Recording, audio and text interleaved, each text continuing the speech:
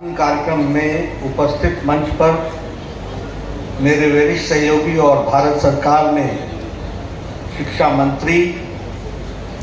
सम्माननीय धर्मेंद्र प्रधान जी, हमारे भारत सरकार में सामाजिक कल्याण और एम्पावरमेंट मिनिस्टर सम्माननीय वीरेंद्र कुमार जी, हमारे सभी वरिष्ठ पदाधिकारीगण, राजेश अग्रवाल जी, department of empowerment of people with disability,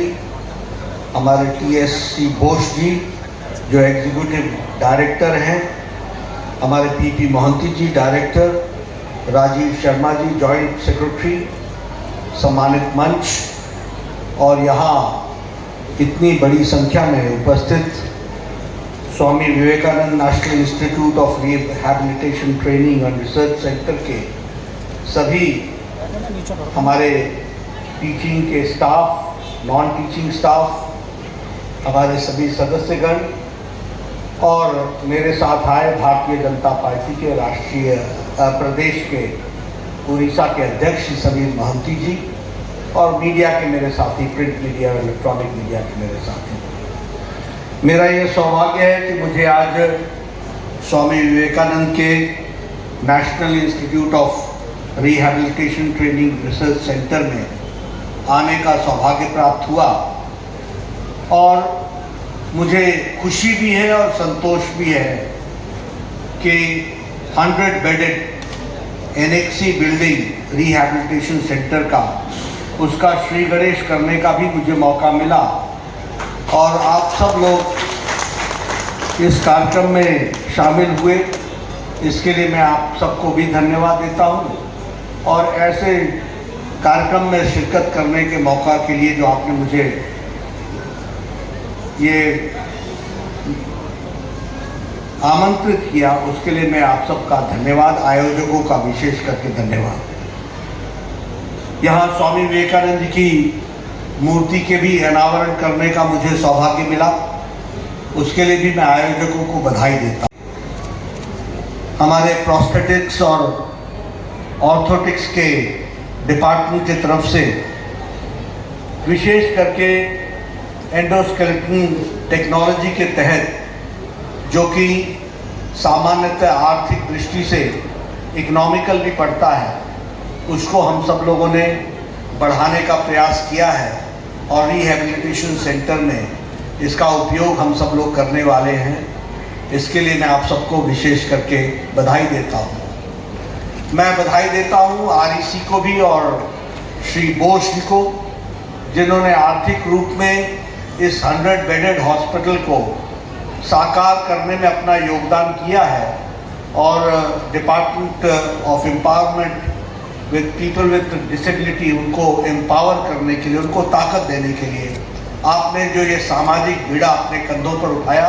इसके लिए मैं आपको व्यक्तिगत रूप में और REC को मैं इसके लिए बधाई भी देता हूँ और धन्यवाद भी देता हूँ। मित्रों, हम सब लोग एक बदलते परिवेश में भारत आत्मनिर्भर हो, आगे बढ़े, हर दृष्टि से आगे बढ़े, इंस्टीट्यूट्स आगे बढ़े, इस कार्य में लगे। मुझे बताया गया है कि ये इंस्टीट्यूट नॉर्थ ईस्टर्न रीजन के लिए, ईस्टर्न रीजन के लिए और सदर्न रीजन के लिए बहुत बड़ी संख्या में लोग रिहैबिलिटेशन के लिए यहाँ आते हैं और कई बार लंबी वेटिंग लिस्ट भी देखनी पड़ती है। मुझे लगता है कि ये जो 100 बेडेड हॉस्पिटल का एडिशन हुआ है, यह इसमें कहीं न कहीं एक सुविधा प्रदान करेगा और लोगों की आशाएं और आकांक्षाओं तक इसको पूरा करने में अपना योगदान करेगा। अगर हम स्वास्थ्य के दृष्टि से बात करें तो आज मैं ये भी कह सकता हूँ कि देश आत्मनिर्भरता की ओर बहुत तीव्र गति से आगे बढ़ रहा है और ये रिहैबिलिटेशन के बारे में तो राजेश जी ने बताया और हमारे वीरेंद्र कुमार जी मंत्री जी ने बताया कि किस तरीके से हम इसको आगे बढ़ाने का प्रयास कर रहे हैं। लेकिन अगर हम दुनिया के परिवेश में देखें तो रिहैबिलिटेशन का काम तो हम कर ही रहे हैं। जो आत्मनिर्भरता की ओर हम बढ़ रहे हैं, जिसमें देश ने अपनी एक पहचान बनाई है, उसको भी आज के दिन स्मरण करना, उसको याद करना और उसको आत्मचिंतन करके आत्मसात करना, यह भी आवश्यक होता है। मैं यहाँ आज इस कार्यक्रम में आया हूँ, पूर्व में स्वास्थ्य मंत्री रहा हूँ। मुझे मालूम है कि ट्यूबरक्लोसिस की दवा इस देश में दवा के इजाद होने के 25 साल बाद आई थी। मुझे मालूम है कि चिकन पॉक्स और स्मॉल पॉक्स की दवा इस देश में आने में 28 साल लग गए। मुझे मालूम है कि जापानीज इंसेफ्लाइटिस की दवा को भारत में आने में 100 साल लग गए। 1906 में जापान ने इसका दवाई इजाद की थी, जापानीज इंसेफ्लाइटिस। 2006 में यह भारत में पहुंची। पल्स पोलियो को नेशनल प्रोग्राम बनने में 30 साल लगे। यहाँ 25 साल, टेटनस की दवाई आने में 25 साल 30 साल लगे। लेकिन इस सेंचुरी का, इस शताब्दी का सबसे बड़ा पेंडेमिक आया कोरोना। पहला केस 20 जनवरी 2020 को केरला में डिटेक्ट हुआ। 20 अप्रैल को टास्क फोर्स 2020 में बन गया और 9 महीने के अंदर प्रधानमंत्री जी ने आर्थिक सपोर्ट दे करके और साइंटिस्ट को इनकरेज करके एक नहीं 2-2 वैक्सीन बना करके आत्मनिर्भर भारत का परिचय। 2-2 वैक्सीन। और आज आप सब लोग यहां बैठे हुए हैं, आपको ऐसी तस्वीर यूरोप में नहीं मिलेगी, आपको ऐसी तस्वीर अमेरिका में नहीं मिलेगी। अमेरिका का जो बाइडेन भी भाषण देने आते हैं तो मास्क उतारते, नहीं तो मास्क पहने होते हैं। और आप सब लोग बड़े नजदीक बैठे हैं बिना मास्क के। ये इसलिए संभव हुआ है क्योंकि 130 करोड़ के देश को 217 करोड़ का डबल डोज विद बूस्टर लगा करके मोदी जी ने मुफ्त में हमारे को सुरक्षा कवच दिया है। ये आत्मनिर्भर भारत की पहचान है। इसको हमको समझना पड़ेगा। अमेरिका हमसे ज्यादा सक्षम था, यूरोप हमसे ज्यादा सक्षम था, जर्मनी, इटली, फ्रांस ये हमसे ज्यादा सक्षम थे, लेकिन इनकी स्वास्थ्य सेवाएं लड़खड़ा गई 2 महीने के अंदर। ये अपने आप को लाचार महसूस करने लगे। इसलिए क्योंकि नेतृत्व तो फैसला नहीं कर सका कि जान बचाए या आर्थिक जगत बचाए, लेकिन प्रधानमंत्री मोदी जी ने तय किया जान है तो जहान है। और पहले लॉकडाउन लगाया, देश को 2.5 महीने में तैयार किया। जब लॉकडाउन लगा था तो we did not have even hospital उद्घाटन उत्सव मुख्य आकर्षक भारतीय जनता पार्टी राष्ट्रीय सभापति, राज्यसभा सदस्य आदरणीय जगत प्रकाश नड्डा महाशय, भारत सरकार कल्याण विभाग मंत्री मोर बड़ भाई आदरणीय वीरेंद्र कुमार महाशय, विभाग सेक्रेटरी आदरणीय राजेश अग्रवाल महाशय, एडिशनल सेक्रेटरी मान्यवर शर्मा, जहां को अनुदान रे ये नुआ हॉस्पिटल बिल्डिंग आज निर्माण हमारे संभव है। भारत सरकार energy department power ministry PSU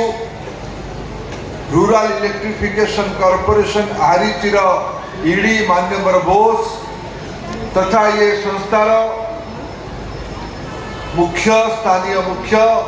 आदरणीय डॉक्टर महांती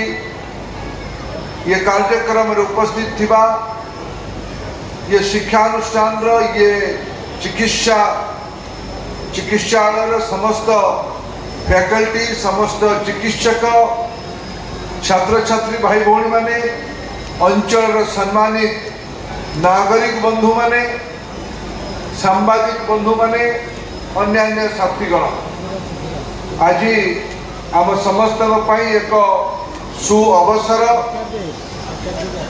देशर पूर्वतन स्वास्थ्य मंत्री हाथ में आज ये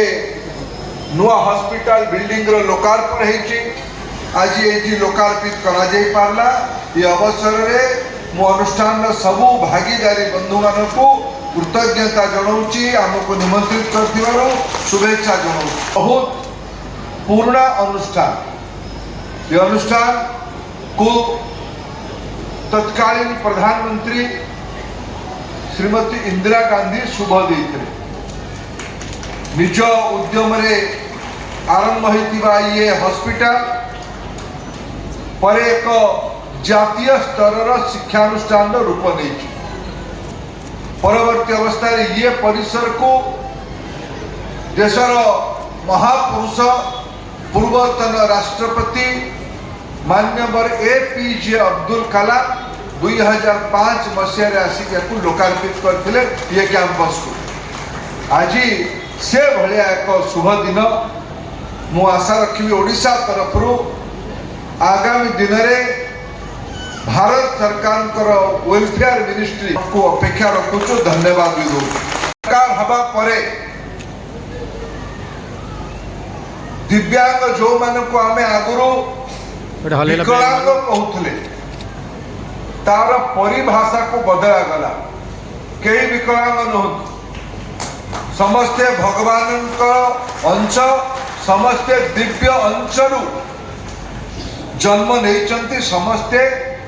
दिव्यांग भगवान जो भाया बन स्वीकार करूँ से साहसी से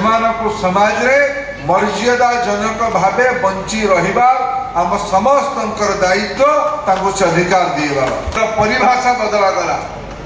मान सम्मान बढ़ेबार व्यवस्था करागला प्रधानमंत्री नरेंद्र मोदी को निजस्व आग्रह रे साइन लैंग्वेज आज नुआ रूप से समाज आगे पहुंची